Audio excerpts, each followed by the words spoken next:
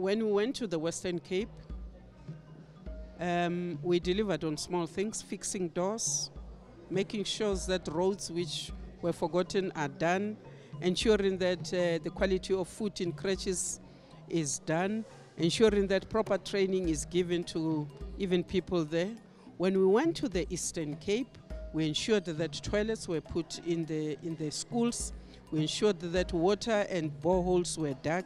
What we are still following up is the school infrastructure that is sluggish, and that also has to do with things with budgets. When we went to the Free State, we found chaos sometimes amongst communities who were poor, who could not afford to pay for water. The Minister for Water was brought on, water was put back. I know that that situation has regressed, so we keep on going back to say this issue was raised, why are you regressing?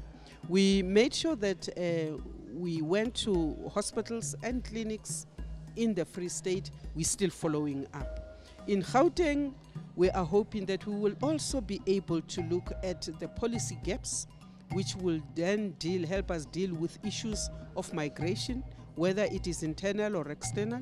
We will also be able to engage the ministers who are responsible for border control, but we will also be sitting on top of Home Affairs to really relook at the issues of distinguishing between asylum seekers and illegal immigrants and to deal accordingly.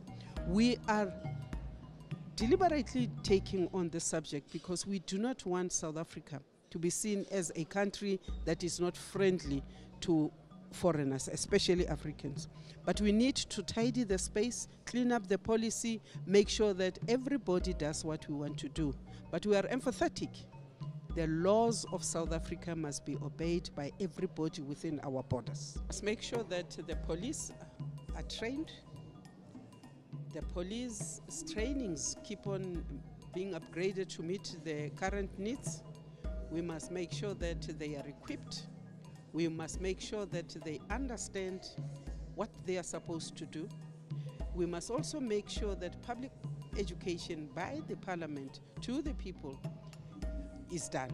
It is important because one of the questions which came from the floor was issues around, are the police properly trained to even take statement?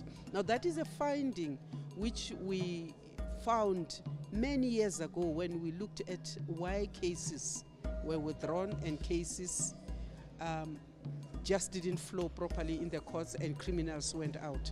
We need to go back there and say, as the NCOP and the National Assembly, are we doing our oversight correctly? Are we ensuring that the police are properly trained? What are we doing with crooked police? Because also one of the complaints was they take bribes, they work with the criminals. But we must also, as Parliament, say, not all policemen and women are bad. And so we congratulate those who do their civic duty, who protect our communities. But we will castigate, we will condemn any policeman or woman who takes bribes. We must also say that we have had an engagement with General Cele on perhaps looking at the training that the police need to deal with drugs, to deal with domestic violence, that perhaps we need to do a little bit more to ensure that even the police themselves are empowered to deal with that, any police at any issue. We are quite dissatisfied because every year when we go to communities, we hear this thing of police cars being used for the policemen or women's private use when communities are waiting. So we are hoping that by the end of this week, we will come out very straight and say this is behavior which we do not want. We are hoping that Ntate Cele will deal with these police who are spoiling the good name of the good men and women in uniform. We have done a study of all benchmarked across the world. We have also very critically looked at the NCOP. What are our strong points? Why are we not achieving what we need to achieve? One of the things we have put for now to the governing party to consider is to relook at the number of the permanent members of the NCOP. 54 people are not enough. You cannot have a situation where presiding officers become select committee members. That creates conflict for us. But issues of quorum of the NCOP, because of the size of the cabinet, your select committees are overburdened.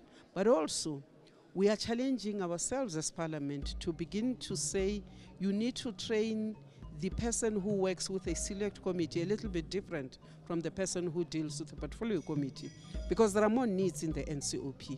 And therefore, we are also looking at what training do you need to give to new members of the NCOP?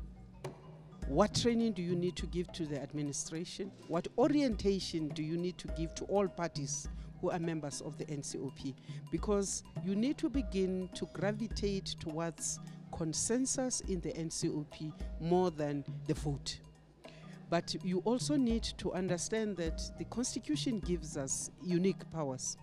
Those unique powers we must enable with pieces of law. And the question is the NCOP able to draft laws that will affirm its constitutional obligations? Or are we going to continuously wait for the executive to draft the laws for us and wait forever? So we have already done that, Ntwena. We think that, in fact, the NCOP can be the apex parliament house in Africa if we do what we think needs to be done.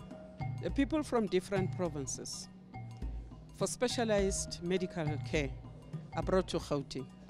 Provinces actually most of the time fail to pay back to Gauteng.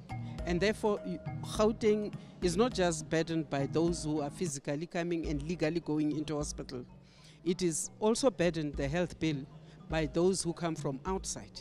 So we need to be looking at that, but also because of the people who come from the provinces, because of the normal growth population of Gauteng, which has doubled, you cannot continue to have the same ratios for the equitable share as though it is still in 1994. You've got to relook at that. And as I say that, you must also look at the sizes of the two provinces that have been growing, as Gauteng is the northwest.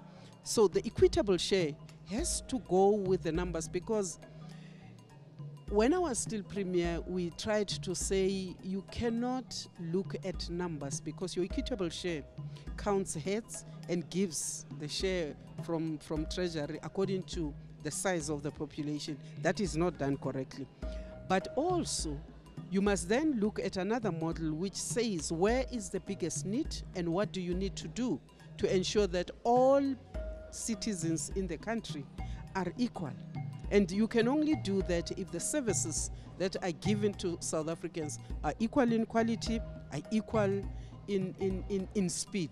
So you cannot then say the poor provinces, rural provinces, sparsely populated provinces do not also want to see their children in quality schools or want quality roads. So it is a discussion which I think that government must seriously look into. It is being addressed in the National Development Plan, but that is very far off. So what do we do in the meantime? That's what we must look at.